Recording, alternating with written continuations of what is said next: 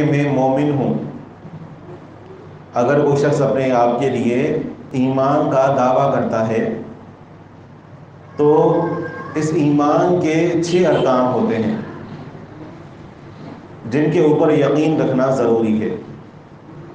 پہلی چیز اللہ تبارک و تعالیٰ پر ایمان، اللہ تعالیٰ کے وجود پر ایمان لانا، اللہ تعالیٰ کی رب ہونے پر ایمان لانا، اور اللہ تعالیٰ کے اکیلے معبود ہونے پر ایمان لانا، اور اللہ تعالیٰ کے اسماء اور صفات پر ایمان لانا. دوسرے نمبر پر فرشتوں پر ایمان لانا. یہ لفظ ہم بچپن سے سنتے ہوئے آئے ہیں کہ فرشتوں پر ایمان ہونا چاہیے، لیکن اگر ہم تھوڑی تفصیل میں جائیں اور معلوم کریں کہ فرشتوں پر ایمان کا کیا معنی ہے. ہم اپنے آپ کو مسلمان سمجھتے ہیں، اگر کوئی غیر مسلم پوچھے کہ آپ فرشتوں پر ایمان رکھتے ہیں، آپ کہیں گے کہ جی ہاں. وہ آپ سے پوچھے کہ فرشتوں پر ایمان کا کیا معنی ہے، تو ہم اسے کیا جواب دیں گے؟ فرشتوں پر ایمان 4 لحاظ سے لانا ضروری ہے. 4 جہتوں سے فرشتوں پر ایمان لانا ضروری ہے. پہلی بات یہ کہ ہمیں یہ یقین ہونا چاہیے کہ فرشتے موجود ہیں. فرشتے، ان کے وجود پر ایمان لانا، اس بارے میں قرآن کریم اور احادیث مبارکہ میں بہت سارے نصوص اور دلائل موجود ہیں کہ جو ثابت ہوتا ہے کہ فرشتے موجود ہیں. اگر کوئی شخص یہ کہہ کر انکار کر دے کہ اگر فرشتے موجود ہیں تو نظر کیوں نہیں آتے، تو بات یہ ہے کہ فرشتوں پر ایمان لانا غیب پر ایمان لانے میں سے ہے. اور اللہ تبارک و تعالیٰ نے بہت ساری چیزوں کو ہم سے چھپایا ہے، ہماری نظروں سے اوجھل رکھا ہے، تاکہ اللہ تعالیٰ یہ دیکھے کہ کون لوگ ہیں کہ جو صرف نبی کے کہنے پر ایمان لاتے ہیں. تو یہ فرشتوں پر ایمان لانا غیب پر ایمان لانے میں سے ہے. تو فرشتوں کے وجود پر ایمان لانا ضروری ہے پہلے نمبر پر. دوسرے نمبر پر فرشتوں کے ناموں پر ایمان لانا اور اپنے طرف سے فرشتوں کے ناموں کو مقرر نہ کرنا.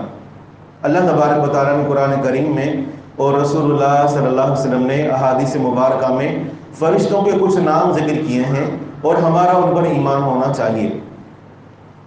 گزشتہ نشست میں یہ بات تفصیل کے ساتھ بیان کی گئی کہ جو فرشتے جن کے نام قرآن کریم میں ذکر کیے گئے ہیں ان میں جبریل ہے اور میکائیل، اور اسی طرح قرآن کریم میں ہاروت اور ماروت، یہ 2 فرشتوں کے ناموں کا ذکر ہے. اسی طرح جہنم کا ایک داروغہ ہے، اس کا نام مالک ہے. اور اسی طرح نصوص میں ادلہ میں ہمیں جو فرشتوں کے نام ملتے ہیں ان میں منکر اور نکیر جو قبر کے اندر آ کر سوال کرتے ہیں. تو یہ فرشتوں کے نام ہمیں معلوم ہیں، ہمارا ان پر ایمان ہونا چاہیے. لیکن آپ نے یہ بھی سنا ہوگا کہ جو فرشتہ روح کو قبض کرتا ہے عام طور پر ہم اسے کیا نام دیتے ہیں؟ اسرائیل. اسرائیل اس کو کہا جاتا ہے. کیا یہ نام قرآن کریم میں کہیں ذکر ہوا ہے یا حدیث مبارکہ میں؟ تو ہمیں اس طرح کی کوئی بھی دلیل نہیں ملتی. جب دلیل نہیں ملتی تو ہمیں فرشتے کو اپنی طرف سے نام دینے کی بھی ضرورت نہیں ہے. لہذا اس کا جو نام وارد ہوا ہے ملک الموت، اس کے اوپر ایمان لانا. تو یہ 2 چیزیں ہیں. پہلے نمبر پر فرشتوں کے وجود پر ایمان لانا اور دوسرے نمبر پر فرشتوں کے ناموں پر ایمان لانا.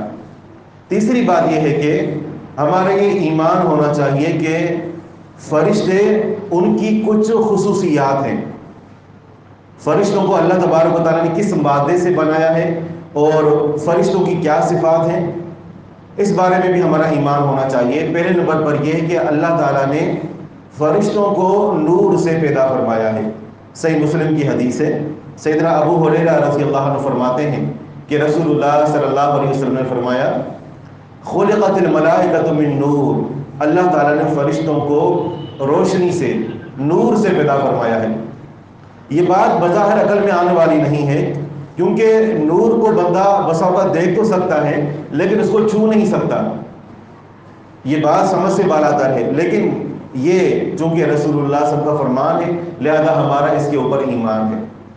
اور فرمایا کہ وَخُلِقَتِ الْجَانُّ مِن مَارِجٍ مِن نَارٍ، فرمایا کہ یہ جو جن ہیں، جنوں کو اللہ تعالیٰ نے آگ کے شعلے سے پیدا فرمایا ہے. اور فرمایا کہ وَخُلِقَ آدَمُ مِمَّا وُصِفَ لَكُمْ، اور آدم علیہ السلام کو جس چیز سے پیدا کیا گیا ہے وہ تمہارے سامنے ذکر کر دی گئی ہے۔ تو اللہ تعالیٰ نے آدم علیہ السلام کو اور پھر ان کی اولاد کو کس چیز سے پیدا کیا؟ مٹی سے۔ یہاں یہ سوال پیدا ہوتا ہے کہ یہ جو ہمارا گوشت ہے یہ مٹی تو نہیں ہے؟ اللہ تعالیٰ نے آدم علیہ السلام کو مٹی سے پیدا کیا ہے، لیکن یہ تو گوشت ہے، یہ مٹی تو نہیں ہے۔ بات آ رہی سمجھ میں؟ تو پھر ہم کیسے کہتے ہیں کہ آدم علیہ السلام مٹی سے پیدا کی گئے؟ مٹی کو ہم اٹھاتے ہیں، دیکھتے ہیں اور یہ ہمارا گوشت ہے۔ تو بات یہ ہے کہ یہ ہمارا جو گوشت ہے اس کی بھی اصل مٹی ہے۔ کیسے کہ انسان کس چیز سے پیدا ہوتا ہے؟ نطفے سے۔ اور نطفہ کہاں سے آتا ہے؟ نطفہ جو کچھ انسان کھاتا ہے اس سے پیدا ہوتا ہے۔ حکیم ذکر کرتے ہیں کہ جب انسان کے خون کے 40 قطرے جمع ہوتے ہیں تو اس کے بعد نطفے کا ایک جو ہے وہ قطرہ پیدا ہوتا ہے۔ اور یہ خون کہاں سے پیدا ہوتا ہے؟ ظاہر سی بات ہے جو انسان کھاتا پیتا ہے، اور جو بھی انسان کھاتا پیتا ہے وہ سب کا سب زمین سے نکلتا ہے۔ تو اصل کیا ہوئی؟ انسان کی مٹی ہوئی۔ تو اللہ تبارک و تعالیٰ نے آدم علیہ السلام کو مٹی سے پیدا کیا اور ان کی جو نسل ہے اس کو بھی اللہ تعالیٰ نے مٹی سے پیدا فرمایا۔ تو بات ہو رہی تھی فرشتوں کی، فرشتوں کو اللہ تعالیٰ نے نور سے پیدا فرمایا ہے۔ دوسرے نمبر پر فرشتوں کی کچھ صفات ہیں، فرشتوں کے جسم اور ان کی بناوٹ کے اعتبار سے کچھ باتیں، کچھ احادیث مبارکہ میں ان کی صفات کا تذکرہ موجود ہے، تو ہمارا ان کے اوپر بھی ایمان ہونا چاہیے۔ پہلے نمبر پر یہ کہ فرشتے بہت بڑی مخلوق ہیں۔ ہم جو انسان ہیں، ہماری جو جسمانی قد و کاٹ ہے 6 فٹ یا اس سے کم اور زیادہ، یہ ہمارا قد ہوتا ہے، جبکہ اللہ تعالیٰ نے فرشتوں کو بہت بڑا وجود عطا فرمایا ہے۔ اس بارے میں صحیح بخاری کی حدیث ہے، سیدنا عبداللہ بن مسعود رضی اللہ عنہ فرماتے ہیں کہ رسول اللہ صلی اللہ علیہ وسلم نے جبرائیل علیہ السلام کو دیکھا، ان کو رف رف یہ ایک کپڑے کا نام ہے، فرماتے ہیں کہ اس کا جبہ پہنا ہوا تھا۔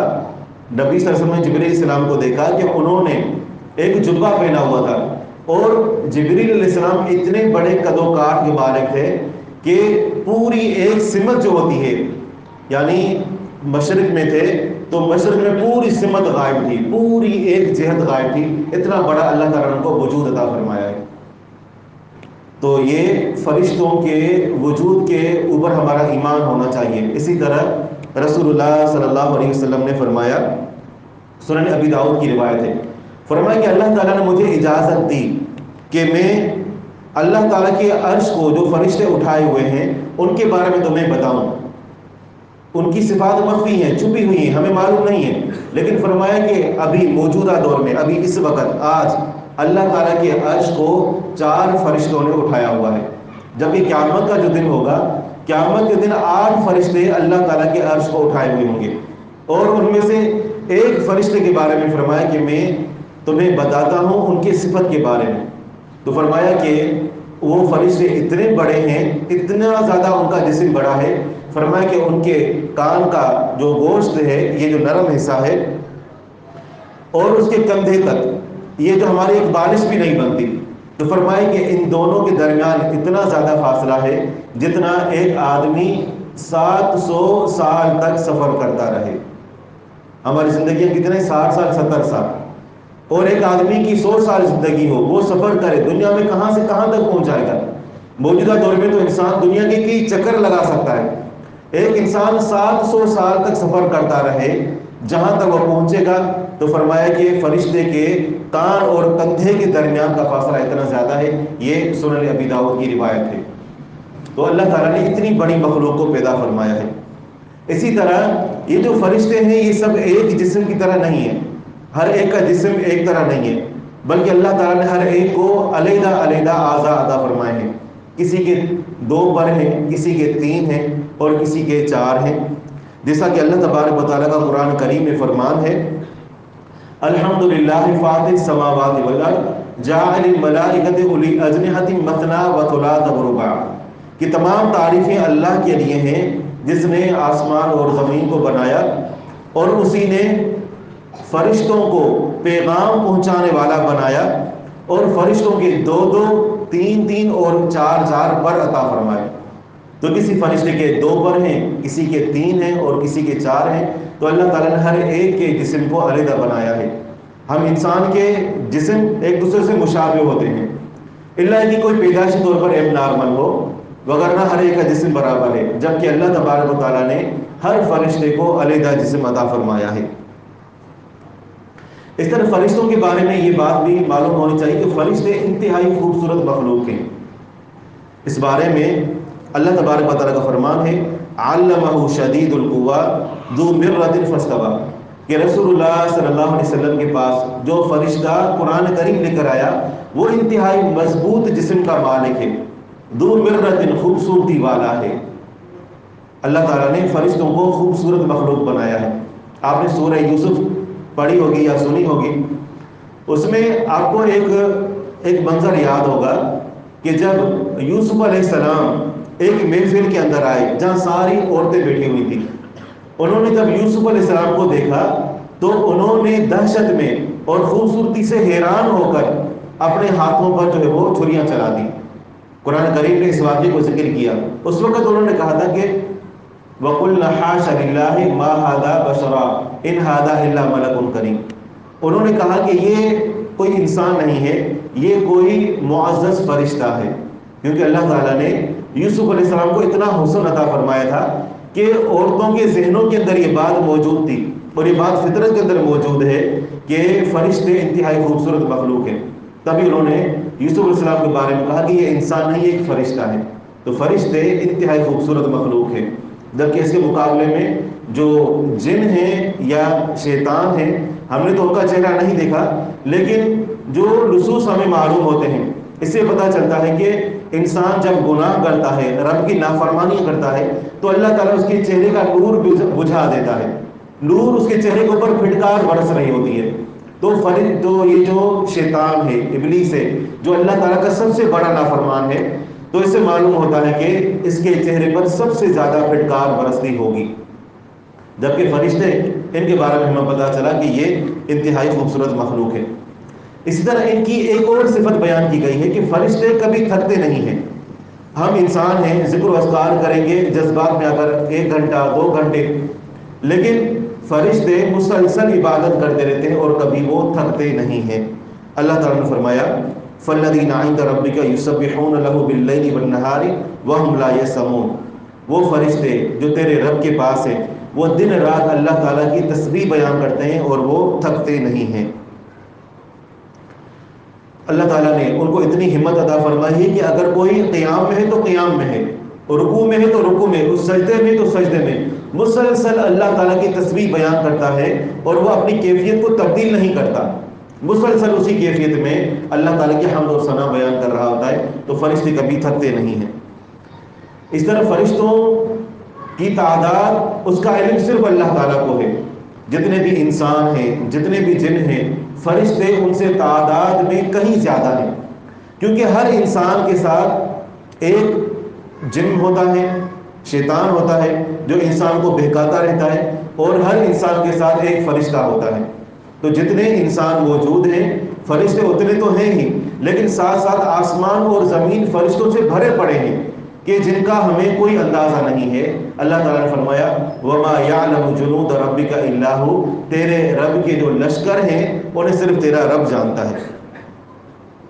اسی طرح صحیح بخاری صحیح مسلم کی حدیث ہے، رسول اللہ صلی اللہ علیہ وسلم کو جب معراج کرائی گئی تو آپ کو 7ویں آسمان پر جب لے جایا گیا تو وہاں ایک بیت المعمور ہے جو فرشتوں کا قبلہ ہے. جس طرح ہم خانہ کعبہ کی طرح رک کر کے نماز پڑھتے ہیں تو فرشتے بھی بیت المعمور کی طرف رک کر کے اللہ تعالیٰ کی تسبیح بیان کرتے ہیں.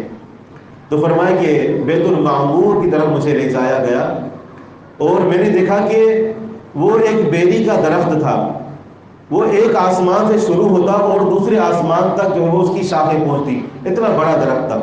اور فرمایا کہ اس کے جو بیر تھے، جو پھل ہوتا ہے بیری کا، تو فرمایا کہ وہ بیر بڑے بڑے مٹکوں کی طرح تھے اور اس کے جو پتے تھے وہ ہاتھی کے کانوں کی مثل بہت بڑے بڑے پتے تھے. اور فرمایا کہ اذ یغشی سدرۃ ما یغشی، قرآن کریم میں بھی ہے کہ وہ انتہائی خوبصورت منظر تھا جو آپ علیہ الصلوۃ والسلام نے دیکھا، اور دیکھا کہ وہ جو بیری کا درخت ہے اس کو جو پتنگے ہوتے ہیں یہ جو تتلیاں ہوتی ہیں یہ سونے کی تتلیاں تھیں جنہوں نے اس کو ڈھانپا ہوا تھا. اتنا خوبصورت منظر.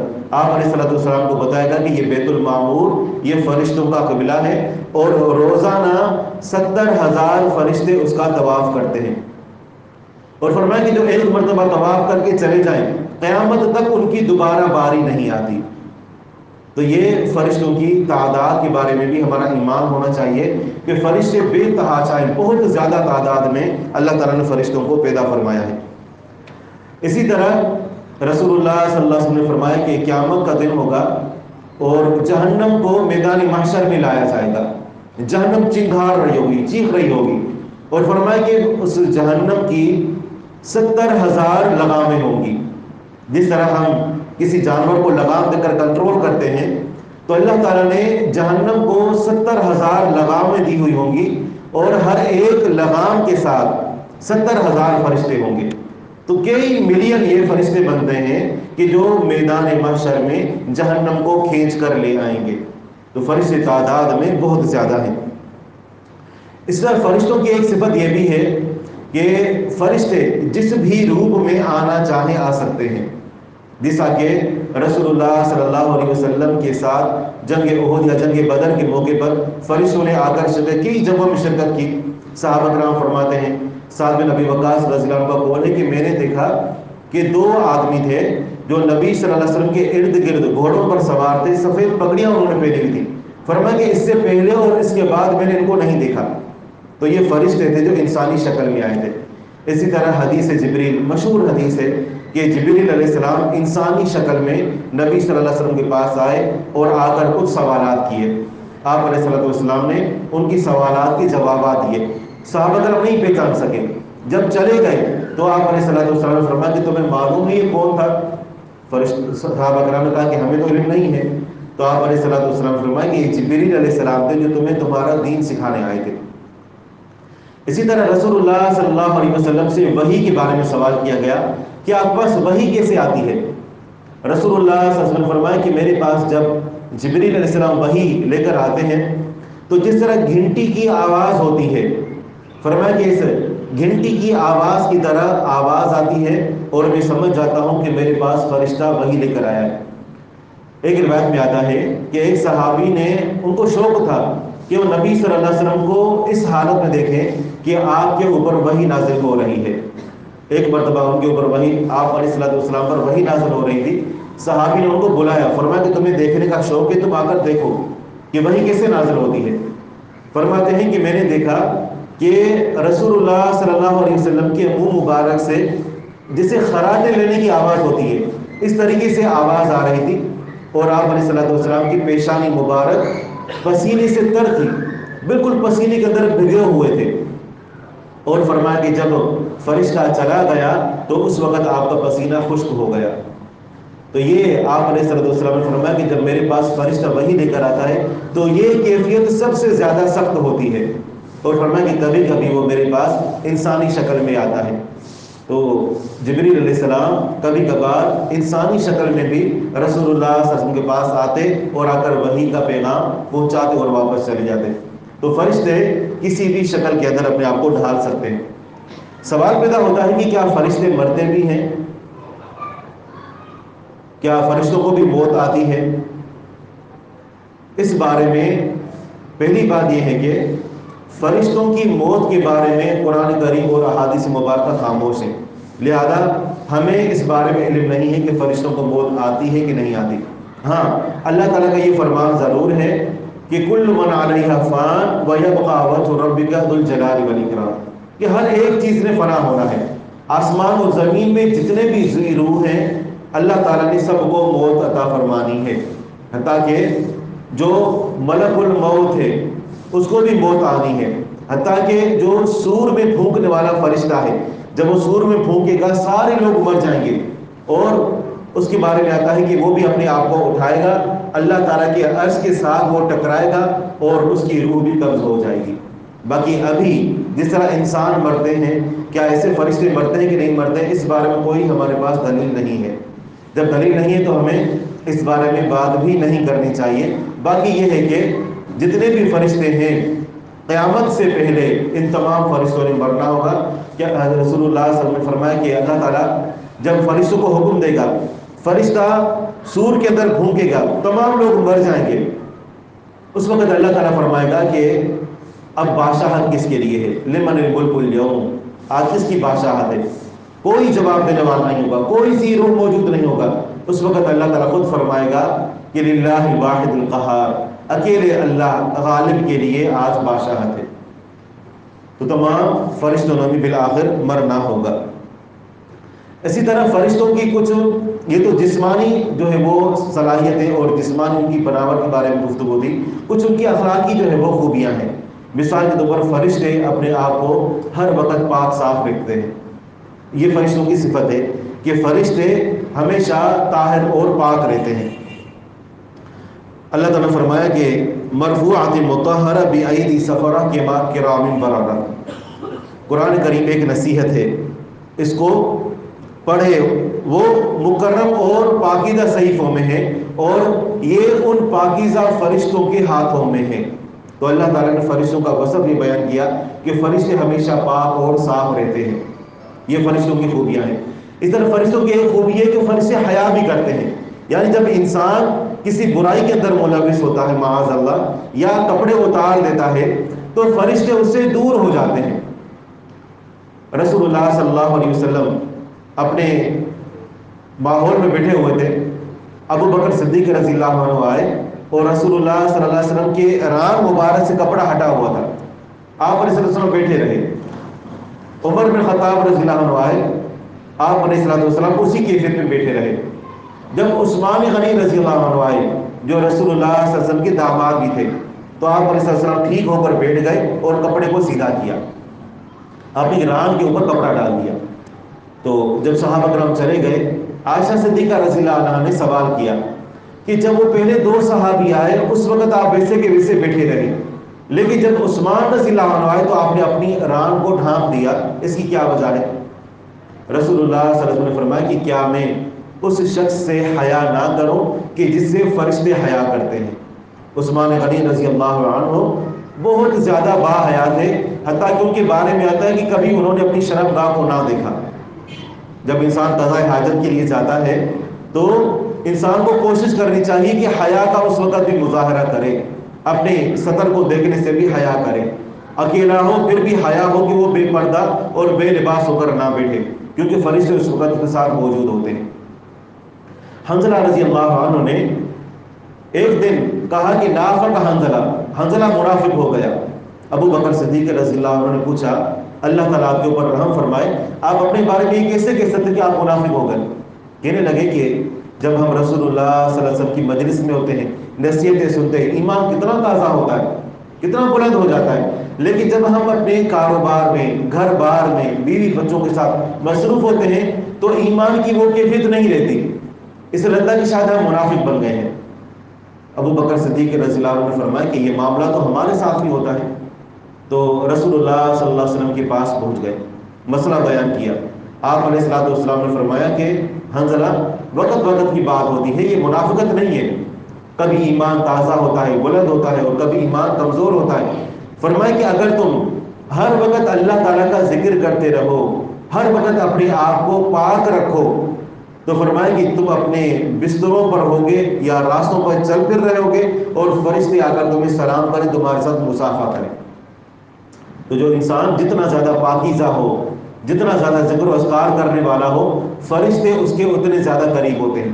یہی وجہ ہے کہ رسول اللہ صلی اللہ علیہ وسلم نے فرمایا کہ اگر کوئی شخص پاکیزہ ہو کر رات کو باوضو ہو کر سوتا ہے تو ایک فرشتہ اس کے اوپر مقرر کر دیا جاتا ہے جو اس کی حفاظت کرتا ہے اور اس کے لحاف میں، اس کے بستر میں اس کے ساتھ جو ہے وہ پوری رات گزارتا ہے۔ یہ پاکیزہ رہنے کے فوائد ہیں کہ پاکیزہ رہنے کی وجہ سے فرشتے انسان کے قریب ہو جاتے ہیں، کیونکہ فرشتے خود بھی پاکیزہ ہیں اور پاک لوگوں کے قریب رہتے ہیں۔ اسی طرح فرشتے جب عبادت کرتے ہیں تو انتہائی منظم ہو کر عبادت کرتے ہیں، ایک طریقے سے۔ آپ علیہ السلام نے فرمایا ایک مرتبہ نکلے تو دیکھا کہ صحابہ کرام حلقے بنا کر بیٹھے ہیں، عبادتیں کر رہے ہیں، نماز میں یا جو بھی جن کا طریقہ کار تھا۔ آپ علیہ السلام نے فرمایا کہ کیا تم فرشتوں کی طرح صفے نہیں بناتے؟ صحابہ کرام نے پوچھا فرشتے صفے کیسے بناتے ہیں؟ تو آپ علیہ الصلوۃ والسلام نے فرمایا کہ فرشتے مل کر کھڑے ہوتے ہیں اور جب پہلی صف مکمل ہو جاتی ہے تو پھر وہ دوسری صف کا آغاز کرتے ہیں۔